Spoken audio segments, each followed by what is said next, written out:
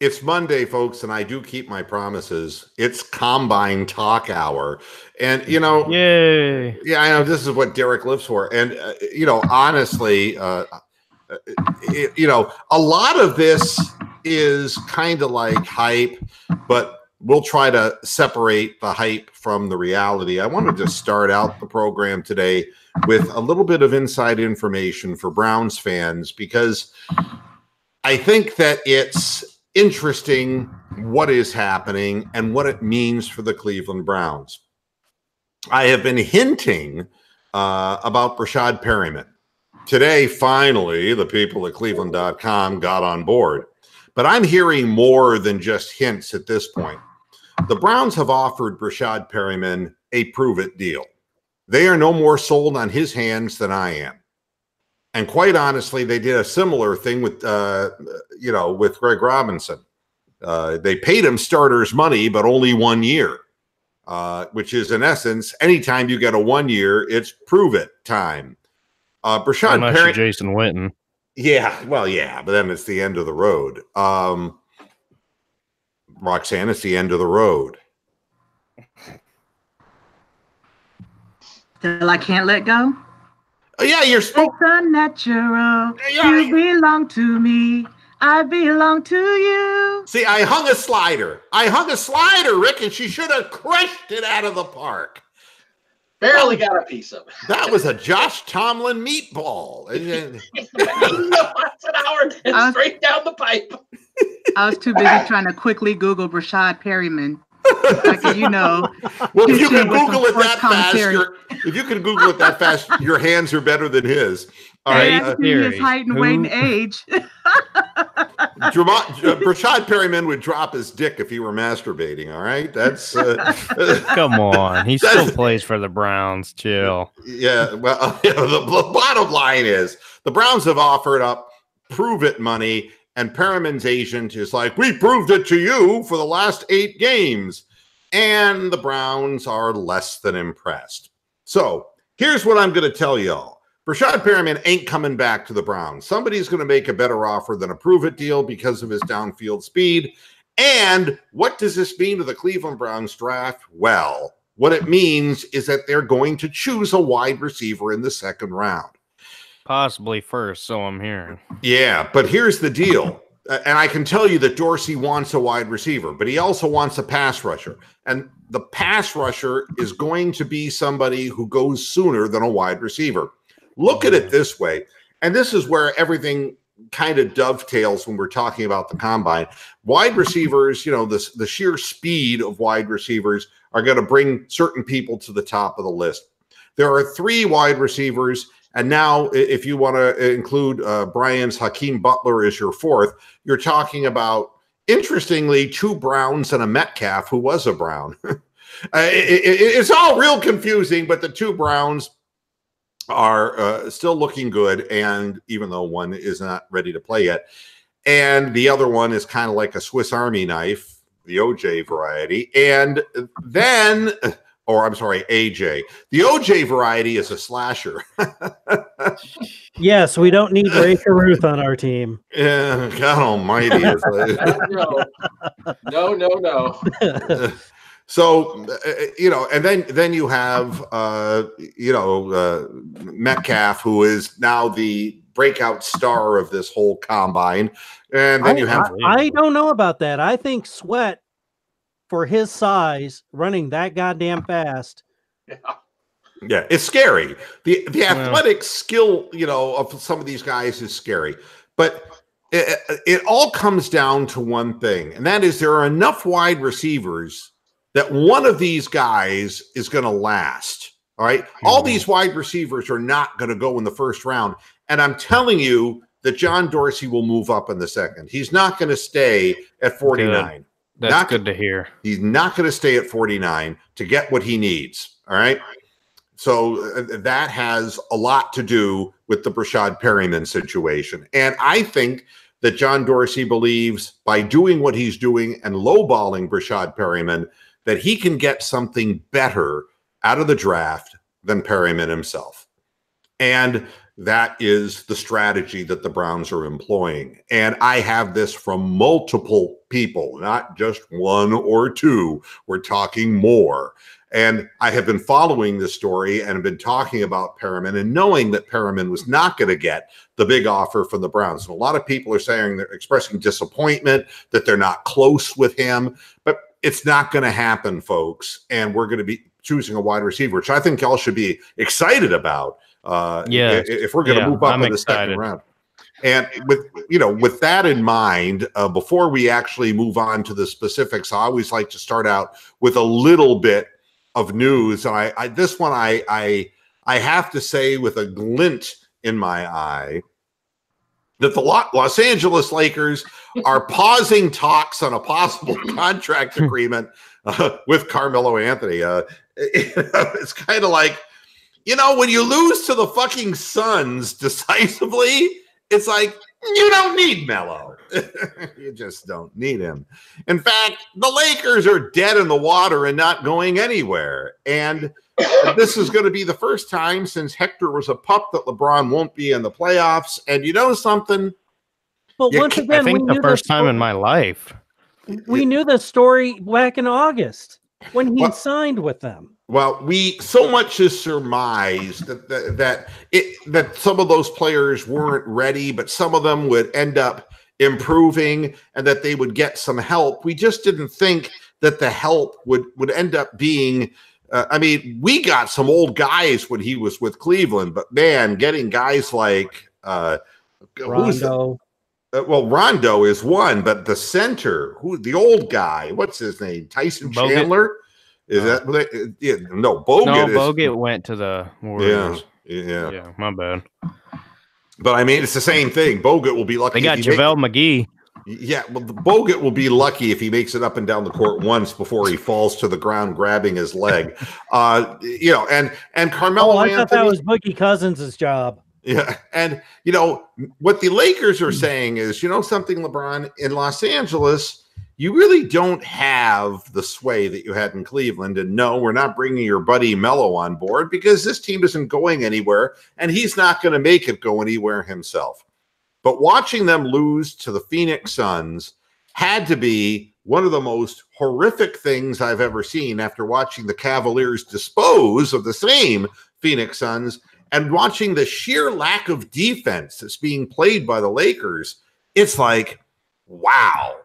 You want to know what bad is? Bad is when LeBron stops trying on defense. That's bad. And I think LeBron is, going to wait till the offseason and try to put pressure on the front office. But so that everybody knows that when I see certain faces, I can predict the future. If you want to talk about gone, if you really want to talk about gone, Luke Walton. It's like, bye! Bye! He looked like the Maytag repairman on the sideline. It's like, it's over. It's done. So, he's going to be dismissed right at the end of the season. And you know what he's going to do? He's going to have a nice hot chocolate with Mike Brown, and they can talk about the good old days. Because that's what LeBron does. He is a coach killer.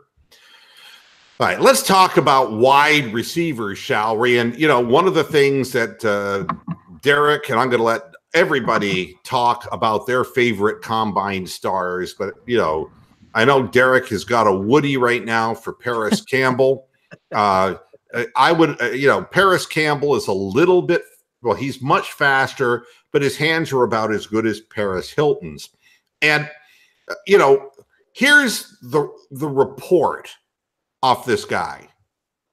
When he's afforded a clean look, he's dynamic off the line of scrimmage. Well, when you're going to get a clean look in the NFL? Not very often. His route tree is limited. He's either a deep ball or a short game receiver. Very little in the way of middle ground. Doesn't showcase a lot of precision and step quickness, setting up hard-angled breaks. He fights the football. Doesn't always catch the nose of the football clean and doesn't have the softest of hands. None of this is being tested in the combine, mind you, but his stock is rising. will double catch the ball in high traffic areas. Do you say tip drill? Has let a few catchable throws rattle off his hands for drops. He's not especially physical in any capacity, let alone trying to box out defenders in contested situations. He loses leverage and gets bumped by defenders with eyes up tracking the ball. Shaky hands complicate his ability to wrestle away a contested target. He is a creative runner, has loose hinges, produce convincing false steps and flash head movement, and before cutting back across the grain. He excels in quick screen game and touch passes thanks to speed, setting up walls of blockers. He is an underdeveloped route runner. He offers plenty of quality as an open field runner and ball carrier. Has plenty of speed to burn, can struggle to stack defenders who are able to get their hands on him at the line of scrimmage. Terrific open field athlete, slippery when not needing to think about setting up and creating space. He is one of the fastest prospects, as we saw at the combine, in the entire class, but we knew this beforehand. He is not a physical player on his root stems at the catch point or as a blocker, but he shows admirable effort after the catch. Effort level is okay blocking, but he's not given reps as a blocker, not especially in his role at Ohio State. Here is who he is being compared to, Cordarrelle Patterson. All right. His best trait is his speed. His worst trait is his route running. His best game film was against Michigan and his worst Southern Cal in 2017. Now. Okay, are we done with the Buckeye shitting on the Buckeye Fest for a second? Yeah, thank you. The Buckeye receiver that I would be most interested in would actually be Terry McLaurin, because he's also an awesome special teams guy, and he is guaranteed to make at least a roster spot on your team. And he would be exceptional. He would be exceptional to put on opposite sides of the kick blocking team with Ward. You'd have two of the fastest guys. Every report on Paris Campbell would suggest he's a punt returner, a kick returner. but I mean, not a wide receiver. And I could make the same argument about Travis Benjamin too, by the way. All right. So, and I know that he's done okay, but he's never been a frontline receiver, but he is really good in tight spaces with that blazing speed. That's how I see Paris Campbell. All right. But this is he's very a slot guy. Yeah, this is. You give him the ball and he's gone. It's just a matter, because at Ohio State he was used, like you said, in screens and quick passes over the middle. Yep. And the whole thing with him was get him the ball and let him do his thing. But I'm just saying he only averaged 11.8 yards per catch, though. That's my point. Here's my thing. This is what I was saying before the show. We were talking about combine receivers and all that. My point was he's going to drastically rise up the boards, because there was some questions about his hands. Obviously, we knew he was good in the speed game, but his hands had some questions. And when they did the routes and such, he did pretty good. And on top of that drastic speed, and he had a good jump. I forget what it was, but anyway, that's what I'm saying. He put up the good numbers, and he made it look like he can fit with more than just that slot role as we used him here at Ohio State. So that's what I'm saying. That's why I think he's going to rise up the boards more. I don't think he's going to go, higher than a DK Metcalf. There's no way. I'm just saying I think he's going to rise.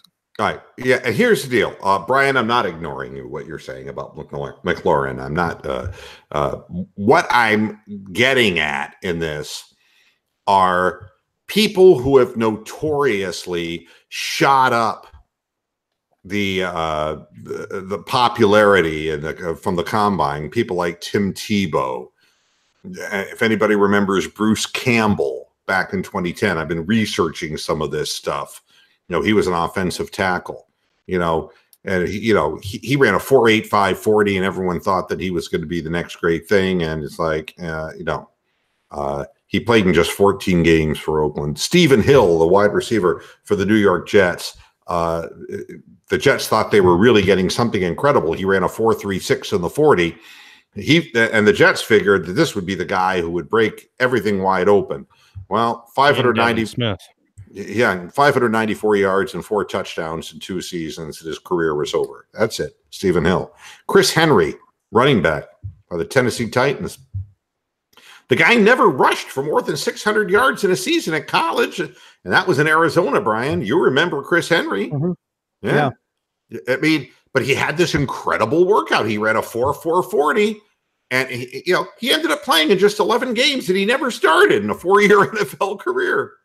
I mean, but you see, Aaron Curry, do you remember the linebacker, Aaron Curry from Wake Forest? Here's a guy who ran a 4.56. Everyone thought he was, and he had a 37 vertical inch, jump. And, he became the highest drafted linebacker since LeVar Arrington went number 2 in 2000, and Aaron Curry went number 4 overall in 2009 to the Seattle Seahawks. He played 30 games in his first 2 seasons, didn't do shit. He lost his starting job in 2011, and then he was shipped to the Raiders, where everyone dies, for a 7th-round pick.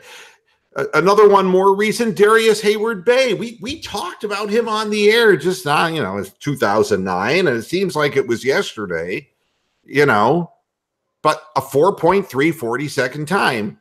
I mean, this is what boosts draft stock when you need vertical receivers. Mike Mamula, he was a linebacker, and that was one of the biggest ripoffs of all time. The Eagles got suckered in back in 1995 to a guy who literally practiced the combine. You would think that more players would do this. Mamula was smart. He trained specifically for the combine drills. He had a 38.5 vertical. He ran a 4.58 40 for a linebacker. He had more bench press reps than the top offensive tackle that year, Tony Boselli, who had a great career. They traded up 5 spots from number 12 to number 7, the Eagles did, to get him. By the way, if you're wondering, when you move up from number 12 to number 7 and you end up with Mike Mamula and the Buccaneers drop from number 7 to number 12 and get Warren Sapp. This is what paying too much attention to the combine can get you. Matt Jones, a wide receiver, number 21 overall in the first round, Jacksonville.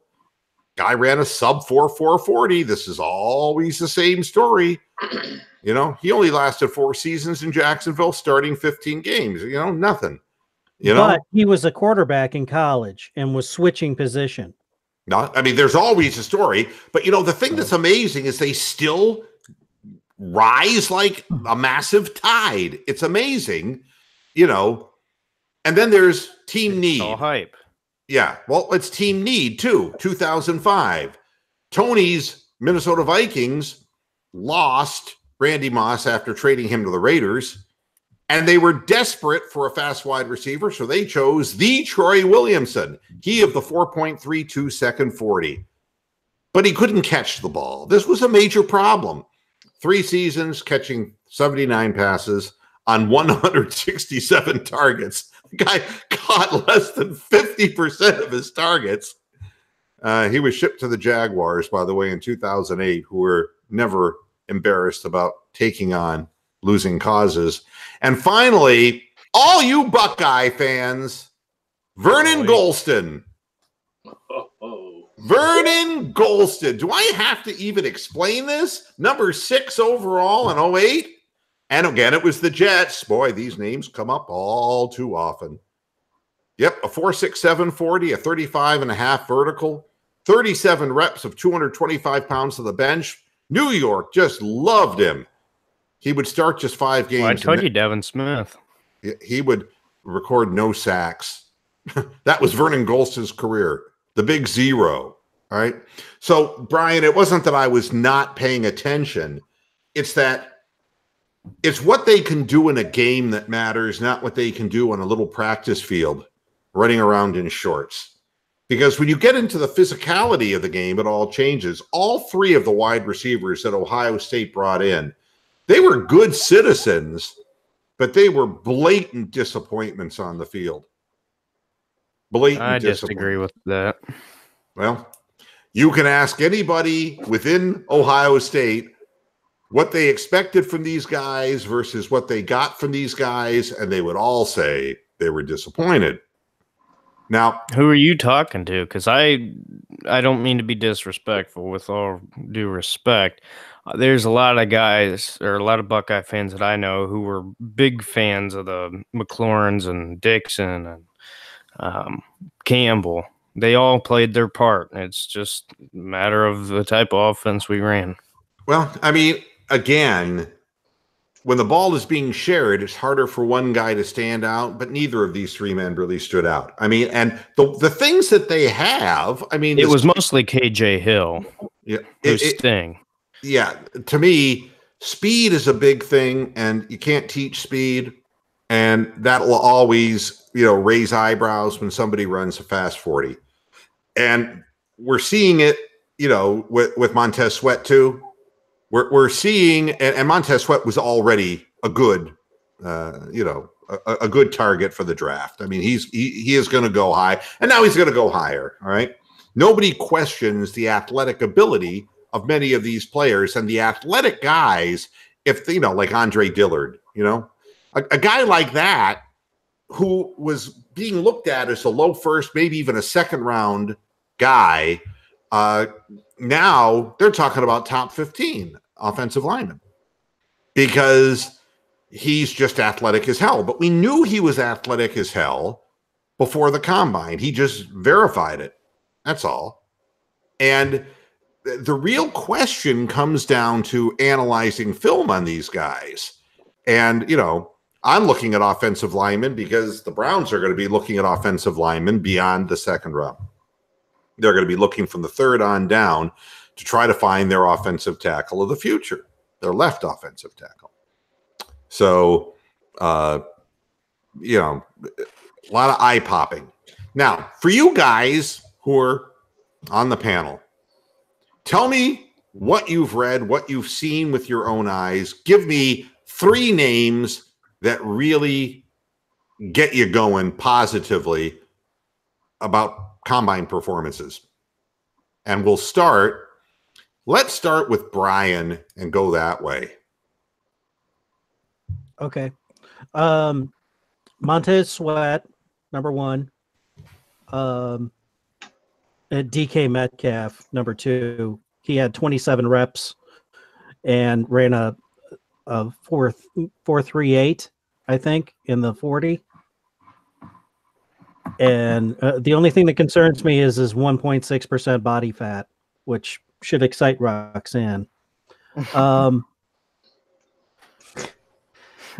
was racist. That was blatantly racist. Why would a black woman be the only one who would be interested in a guy with a 6-pack? I know for a fact that Brittany would love a man with a 6-pack. Yeah, she's saying yeah. because she was with Steven last night and Durrell. Not finding that there. Like a 6-pack. God damn. Yeah, God forbid that Steven should lay down on your flashlight. You probably never find it. Go ahead. Yeah, and he drank a 6-pack of yellow in a box. Yeah. And the third guy was actually the quarterback Buffalo, the 6'7" guy. All right. All right. Unlike Brock Osweiler, this guy is actually coordinated. Yeah, I mean, I think of Dan McGuire every time I think of. He would make a really good small forward in the NBA. Okay, now Derek, who got you going here? All right, and the only reason why, well, unlike Dan, he's not a statue. All right, the only reason why I'm going to put this guy number 1 is because I went into the combine doubting him and extremely questionable. And DK Metcalf, for me, proved everything that I needed to see as far as catching. I didn't doubt his athletic ability, but I didn't really know how his hands were based off of film, and I'm completely sold on this guy. So yeah, he's my number one. Number two, unlike DK, I knew this dude was a beast. I just didn't realize how much of a beast he was, and that's Quinn Williams from Alabama. I think he had a pretty good combine. He proved that he is worth, in many other drafts, he would be up there, possibly number one pick. And I if it wasn't with Kyler Murray, I do think him and Bosa would be the top two options. But so yeah, Quinn Williams, number two, and then number three, probably I'd agree Montez Sweat, just because of how he's going to rise coming out of, as good a performance as he has turning heads. I don't think he went into the combine rated as highly as, the Bosas or anything like that, but he made his name known against the big boys. So that's why I'm putting him in the top three. All right. Philip? I'm going to make my first point about a little story. Greg Cosell was on Cleveland Browns Daily again. Right. And he said he was talking about Ogba. And this kind of ties back to what we've talked about before, Mark, about Ogba and what they're going to do with him. And he said that 2 years ago he thought he was too short with his length, and he wasn't heavy enough to play inside. And we know he played inside 60% this year and really didn't do much. So I think they trade him and they use whatever to move up and get a real good pass rusher either inside or on the edge. So whoever that is, that ends up being, whoever. But two guys I liked was Dalton Reisner. He's a left tackle. I thought he looked really good. And even more so than the guy from Alabama. And I liked Irv Smith, the tight end. Because to be honest with you, I'd rather take a tight end, and it even helps the runners with the run game if there's no wide receiver that you really love. So now, Reisner comes off as a very high IQ guy as far as football IQ, a bit of an overachiever, and that isn't bad. It's going to be interesting to see where he falls in this thing, because this is a guy whose stock has gone up at this combine, but he is not what you would call a unanimous choice by anyone's accounting. So it's interesting you would pick his name. I'm reading quite a bit about him. He looks like just like a tough guy, like a Taylor Lewan or like somebody from like Michigan. I forget who it was. Just had nothing but tats. Just looked like a guy that just likes to brawl, and that's why I liked him. Right. And Rick, do you have a preference on guys who stood out for you so far? Well, I didn't get a chance to see much of the combine, but I did see some of the highlights, and Sweat and Metcalf did sort of jump off the screen. The third one that intrigued me, because he didn't really do anything really, was Kyler Murray. Most of the time, I'm more impressed with or excited by what the backstory is going to be about him. You keep hearing stories about, Kingsbury's in love with him. And the talk is that the Cardinals might decide to draft him rather than Bosa, and then that leads to the next question: where's Rosen going to get traded? Washington can use a quarterback, that's for sure. There's a few other teams that could use one, so it'll be interesting to see how that plays out. Who ends up getting Antonio Brown? They keep talking about the Jets, maybe wanting Le'Veon Bell, all sorts of stuff. Todd Gurley's got arthritis in his knee. Maybe they might be in need of a running back too. All sorts of different things out there. Yeah, and the names you're bringing up, none of them, Kyler Murray. I mean, let's be honest about this. The sheer need for quarterbacks, and the odds of lightning striking twice in the same place at Oklahoma aren't real good. And look, and I'm not going to sit here and tell you that Trae Young's had a bad year for the Atlanta Hawks, but he ain't Steph Curry, all right? And invariably, the comparisons were made between those two players because of the step-back threes and the long range and things of that nature. But I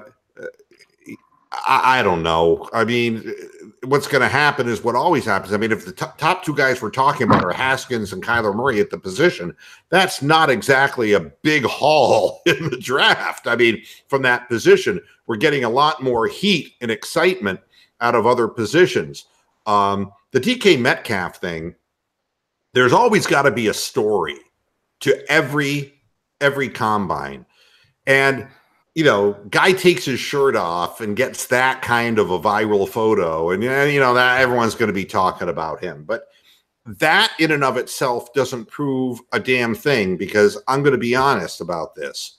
Let's see how much Roxanne knows. We're going to involve her because she doesn't know anything at all about the combine, except the one that her father wrote on the back 40.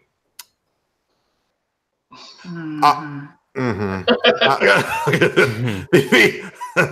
that was a lead balloon, wasn't it? What is the prime determinant, Roxanne, of a six-pack, abdominal six-pack? Let's see if you know. What is the prime determinant? Yep. It just shows, that would indicate to me poor strength. Do you know that there are some people who are genetically predisposed who can have six packs and some people can't? It's a fact. Really? It's an absolute fact. Now, not that I'm ever going to test this theory, because I think I'm basically the cow that you would slaughter for dinner. But it's true. There are people who will sit there. Why do you think that all of these products that are either weight loss products or are, you know, these fast exercise abdominal things that are on the direct order stuff that are on television, why do you think they always target the abdominal area? Because basically everybody wants to have a six-pack, but there's just only select number of people who can. It is a genetic thing. And yeah, you got to work hard to get it. But there are a lot of people who work just as hard as DK Metcalf and will never have a six-pack like that. So it's just an interesting... Good to know. Now I got an excuse. It's an interesting sidelight to, again, how appearances can sway public opinion of a player. And I'm not saying that DK Metcalf doesn't have a lot of skill set. He does, obviously. You know, I'm going to mention a name just for the sake of mentioning a name. This kid Isabella from UMass, who astounded everybody with the 4.31 40, but he has an interesting career at UMass. He averaged 141 yards per game, and we have seen NFL wide receivers come out of small schools, but he's small in a different way. He's not very big. And he's not very heavy. But something that I can tell you is he combines speed and a remarkable ability to catch an inordinately high percentage of passes thrown his way. Philip, did you take a look at this guy at all? No, I haven't. Look him up. I'm looking at his stats now. It's a curiosity, because I know when guys go to smaller programs, they're not going to get paid attention to that closely. And especially a guy like Isabella, I think he's only 5'8" or 5'9". And so 5'9". Yep. And maybe 175. He might be listed at 180. 188 pounds is what he's listed at. Yeah. And maybe dripping wet. He ran a 4.31 40. And he literally catches the ball like 76% of his targets he catches, which is inordinately high. They say that the guy has inordinate route running skills, changes directions on a dime, and he has tremendous hands. The reason I bring him up is because he's going to be available in the second round. His stock has gone up in the combine that will solidify him as a second round pick, as opposed to dropping into the third round, which many people thought would be a likelihood, and maybe further because of his lack of major college pedigree. But I guess I always feel better about guys that I know can catch the ball. The question about a guy like that is, could he get off the line of scrimmage in the NFL? That's because when you're running, routes, can you play physical? That's right. Contest a ball. They say that he's got great feet and that incredible separation, that he runs precise patterns, all of the things you want to hear. But what you don't know is what happens to him when he has to go up against the big boys in the NFL. because it's a big leap from UMass to professional football. But my worry with that is that he would just get bullied just off the line, just take one shot, and it's like, it's hard to. It's not easy fighting against big guys, especially when you don't have much size to you like that. Yeah. Now, the offensive linemen that we cherish so much in Cleveland, we have this glaring hole. If Greg Robinson turns out to be the old Greg Robinson and not the new Greg Robinson, and we talked briefly about Andre Dillard, the Washington State product, who just blew everybody away at the combine. I mean, this is, a lot of people believe that he's going to go top 15 now. So that's not going to be the way that the Cleveland Browns are going to go. Garrett Bradbury from NC State is a guy whose stock has gone right through the roof as well. He's an interior lineman. This is not, again, for the Browns. The Virginia Tech kid, Yash Nijman, is a guy who, again, 6'7", 324 pounds. This is a guy who 27 reps on the bench press and a broad jump of 9.5 feet. He helped himself tremendously, even though he's not. This guy is not going to be a top pick, but he's going to get picked by somebody in lower rounds. But I don't see this guy as being a left tackle of the future in the NFL. He's going to become, not a premier guy.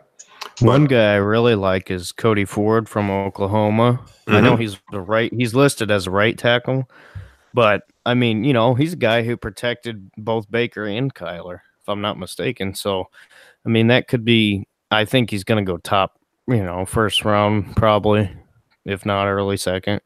So I don't think we'd get him, but I think that could have been interesting, getting an Oklahoma guy.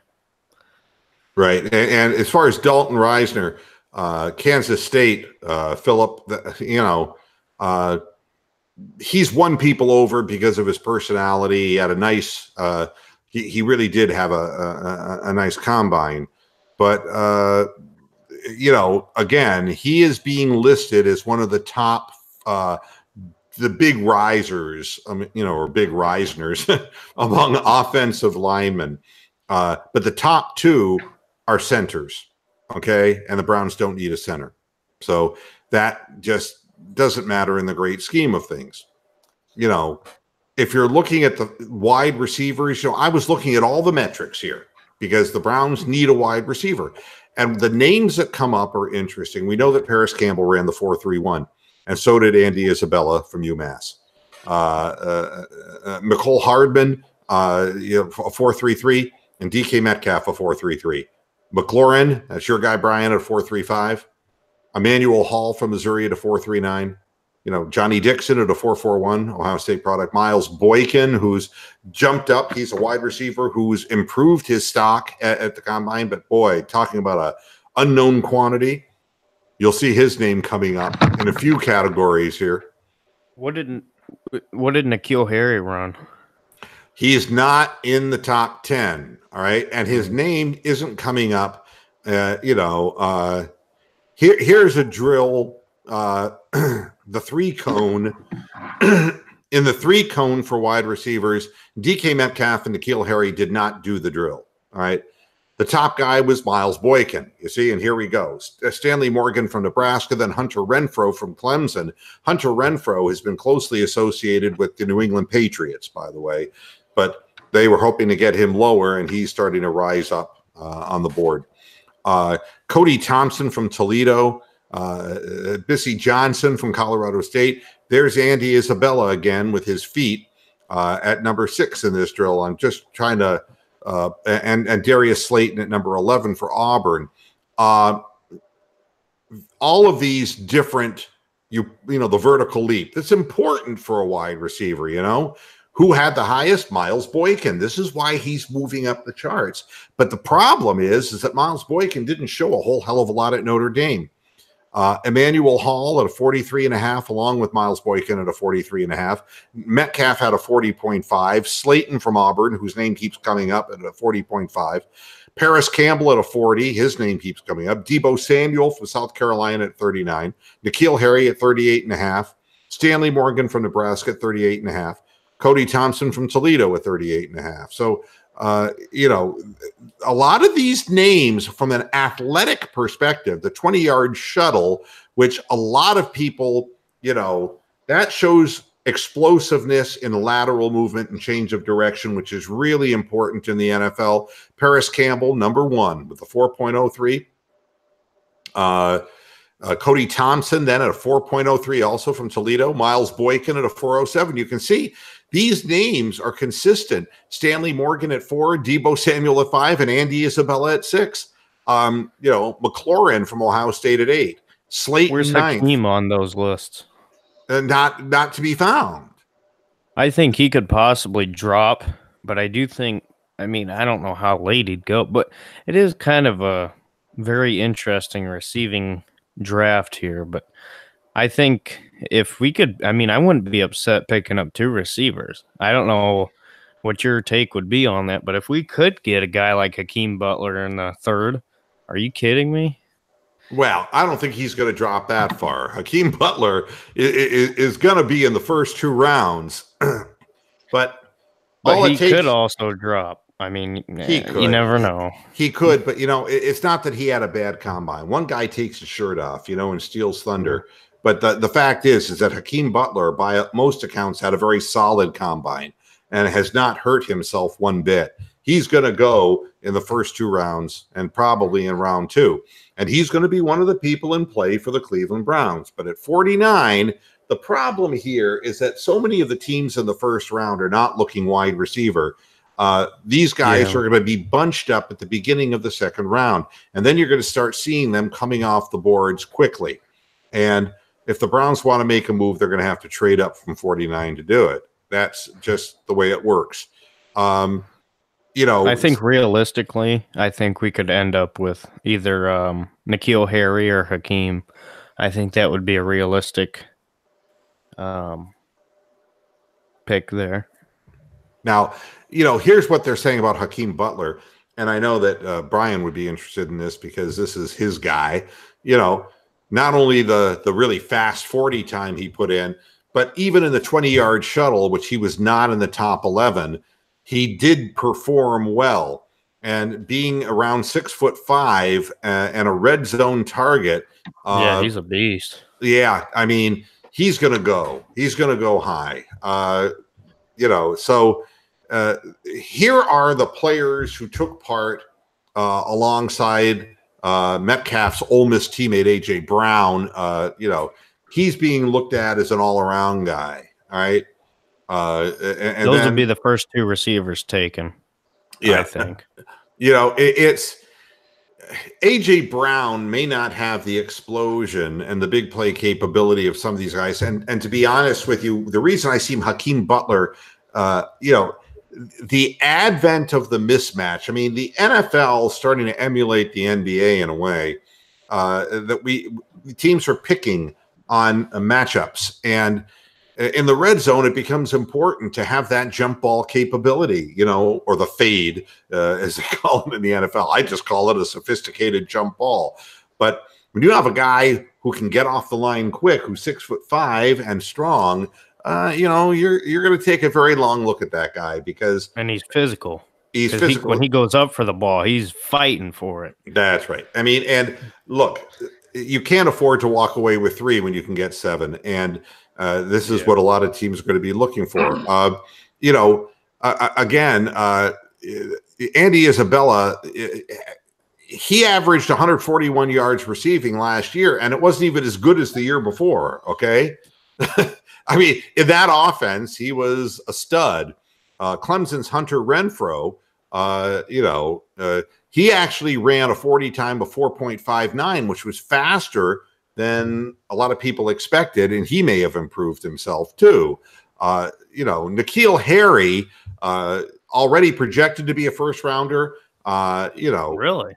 Yeah, and his bench press, he was number one, right up there with DK Metcalf. Now, did you hear about that? Metcalf got all kinds of pimpage for doing 27. Well, N'Keal Harry did 27 also. So I always liked N'Keal. I didn't think he was rated that high, though. Yeah. Wow. Yeah, I mean, good for him. 6'2" and a half, basically. Actually, 6'2" and 3/8, 228 pounds, 27 bench reps. 38 and a half vertical, a 10-foot 2-inch broad jump, and a 4.54 40. That's the only area in the 40 where maybe he could have done a little better. But yeah, that's pretty solid numbers, you know? I don't mean to keep talking here, but I have a question, and I think it's a legitimate situation that could happen. Do you think with Marquise Brown's issue? Now, I know we talked about him as, a sure number one talent, or at least in your eyes that you thought he was for sure going number one. Do you see him as a guy with all this combine hype, with some of these receivers looking pretty solid? As you stated, some of the lower names making their name. Do you think Marquise Brown's a guy who could possibly slip to mid-second round? I could see him falling because, he's not in the public eye. He's coming off the Liz Frank injury, and he can't be quantified numerically. I forgot he was even in the draft for watching the combine. Yeah, well, out of sight, out of mind. This is the way it is with 24/7 Sports News. They're only going to talk about what's in front of them. And he will get drafted, but he will drop. I mean, the thing that's really funny, guy takes his shirt off, and it's the greatest thing in the world because that guy had a really bad neck injury last year. People aren't talking about DK Metcalf's neck. Yeah. I mean, you start talking about a severe neck injury, and that's scary shit, okay? That had nothing to do with how strong your core is.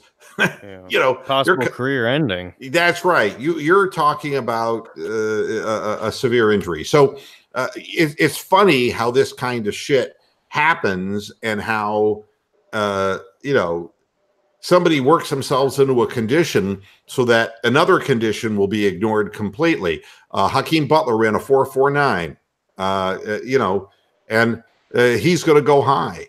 I mean, what I'm looking for the Cleveland Browns is that all of these receivers, what we want is a non-drug addicted Josh Gordon. We want somebody, because Baker can fit the ball in so many different ways, and we've seen a parade of quarterbacks in Cleveland who couldn't throw a fade to save their fucking soul, But Baker Mayfield can fit that ball in any number of ways, and he can put that ball up there, and you need somebody to go up and get it. And all of these guys who are above 6'3" and physical and upwards of 220 or more pounds and are running 4.4 to 4.5 40s are going to be the guys that the Browns seriously look at. But I can tell you that it's going to come down to people who are physical, who can wrestle the ball away. One of the things that we saw, I mean, we love the attributes, physical attributes of a guy like David Njoku. But somehow in translation, we haven't seen consistently on the field until Baker hit the field and started throwing him fades in the end zone, okay? Mm-hmm. Then all of a sudden it's like, oh, yeah, that's where the guy's height really comes in handy. He can go up after the ball. So, do you think that Baker's going to make a case to John Dorsey, possibly, if Brown does slip, Marquise Brown? Do you think that Baker might plead a case to Dorsey to say, hey, this is my guy. We got that connection. We got the, we work together well. I know what he's doing. He knows what I'm doing. Let's go get him and let's make this work. Do you think that is possible? I think it's unlikely. And the reason I think it's unlikely is because John Dorsey has a profile he's looking for. And I really believe, as much as I'm, touting Andy Isabella doesn't fit the profile. Andy Isabella is a guy who could drop to the third round. All right. When you put his lack of physicality into the equation, he could be around in the third round and could be an opportunity pick for somebody, including the Browns, if they wanted to go that extra guy at the position. Cushion. Yeah, because we honestly have some people that I'm not sure we really want to hold on to at the wide receiver position. But I could see, there are so many possibilities of people dropping that the people that a guy who's 5'10", all right, and who's coming off a foot injury, it would be a real hard sell. It would be a real hard sell when you don't have the big wideout that you're looking for. I mean, let's be honest about this. The reason Derek Willis even hit the field was because he had some length, right? We didn't have people who had length on the field, and Jarvis Landry isn't going to be the guy. But not for that. He's your slot receiver. He is a guy just sure-handed guy you want to run over the middle of the field. You need somebody who can get down the field and can wrestle the ball from somebody, and that's not Marquise Brown. So it would be a hard sell to me. That'd be hard. Yeah. So, all of these things are my guesses as far as the Browns are concerned. If you put a gun to my head and said, "Talk, Mr. Moohead," I would say, all right, I believe that we're going to get a pass rusher in the first round. And I'm hoping that it's Devin White. You're hoping that it's Devin White. We all scream for ice cream. All right. In the second round, I'm telling you that I think we're going to get a wide receiver. In the third round, I have a feeling we're going to be targeting offensive linemen, or we're going to be looking at an Emmanuel Ogbah replacement, because I agree with Philip. Ogbah is no man's land. I thought the idea of Ogbah was that he would be an outside rusher. And when they put him interior 60% of the plays last year, it tells me that Greg Williams didn't think that he was an edge rusher. Okay. And that's not good, because do you have your eye on talking about positions of need? Do you have your eye? Because I seen the report that we're getting rid of, what's his name? The kicker. Anyway, do you have your eye on any specific guy you think? To me, the best way to get a hold of certain positions are free agency. And I don't know that you bring in kickers, a young kicker into camp to compete for a job, but you really want a guy with steady nerves. And keep in mind, though, with the issues of kickers this last season, there's going to be a big market for them as far as the teams are going to be more aggressive this year, I think, than ever, going to find one that's consistent. Yeah, I mean, we wasted a 7th-round pick on Zane Gonzalez, which turned out to be a disaster because of a misreported injury. I really, I don't remember Phil Dawson walking into camp being the big stud and the big man on campus. Some of these guys turn out to be,